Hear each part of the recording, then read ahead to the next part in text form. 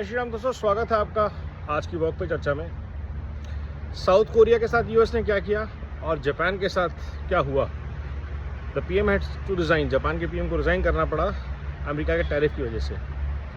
और आज विश्व दो हथौड़ों में बटा हुआ है। एक वो दुनिया जिसकी मजबूरी है अमेरिका की गुंडागर्दी को झेलना, जैसे नाटो, और अमेरिका के पड़ोसी मुल्क जैसे मैक्सिको या कनाडा।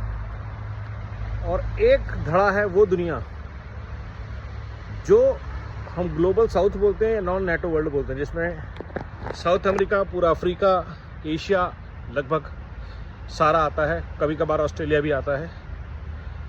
ये दोस्तों ने यूएस की ये जो गुंडागर्दी है ग्लोबल लेवल पे ट्रेड को लेके, हफ्ता वसूली बोल दीजिए, जजिया बोल दीजिए, इसके खिलाफ आवाज़ उठा दी है।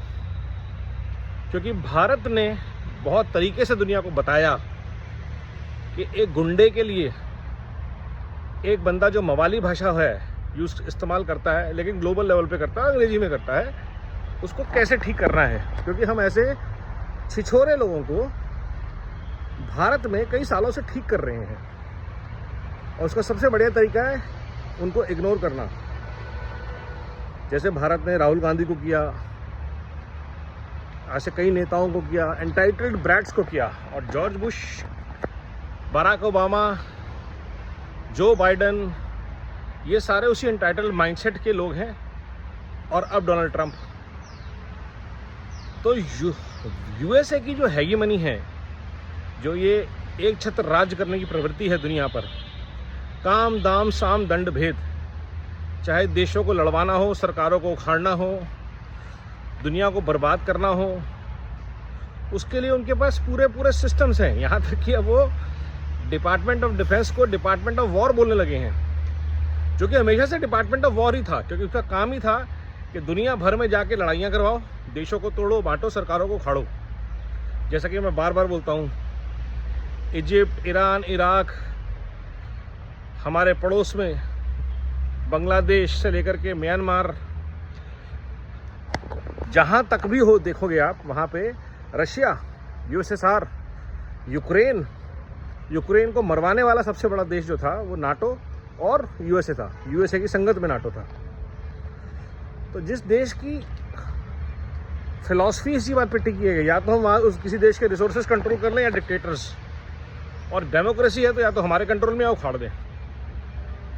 Iran, Iraq, Syria, middle east तो हम कई बार बोल चुके हैं।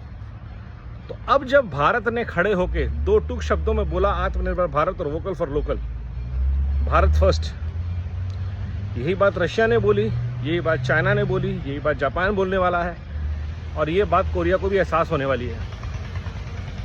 पूरा विश्व के हर देश पहले अपना देखेंगे, बाद में यूएस की झोली भरेंगे, और ये डॉलर का ट्रेड भी अभी खत्म होगा। आप देखते जाइए जिस तरह से जा रहा है। ब्रिक्स विश्व में एक ऑल्टरनेट बन के उभर रहा है बड़ा स्ट्रांगली। ज़रूरत सिर्फ इतनी है कि रशिया, चाइना और भारत एक साथ खड़े हो जाएं, अपनी पुरानी बातों को भूल के नए विश्वास के साथ, अंधविश्वास नहीं, एक दूसरे की रिस्पेक्ट और एक दूसरे के साथ अगर ये कर लेते हैं तो ये यूएस की जो हेगेमनी है, जो समुद्र पार से पूरे यूरोप को, एशिया को, अफ्रीका को कंट्रोल करने का माइंडसेट है, ये ख़त्म होना बहुत ज़रूरी है। कि 70-80% दुनिया की आबादी को एक छोटा सा यूएसए कंट्रोल नहीं कर सकता।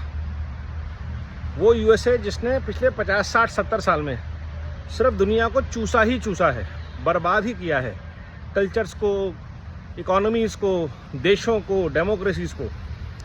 और भारत आज वो ज्योतिपुंज बन के, पावर हाउस बन के, विश्वगुरु बन के फिर से खड़ा हुआ है इस अराजकता के खिलाफ। और इसीलिए हर भारतवासी का फर्ज है कि इस पर आवाज़ उठाए, अपनी बात को रखे, और इस बात को 10, 20, 50, 100, 1000, 2000, 10,000 लोगों तक जितना भी पहुंच सके पहुंचाए। नमो भारत, वंदे मातरम, जय हिंद।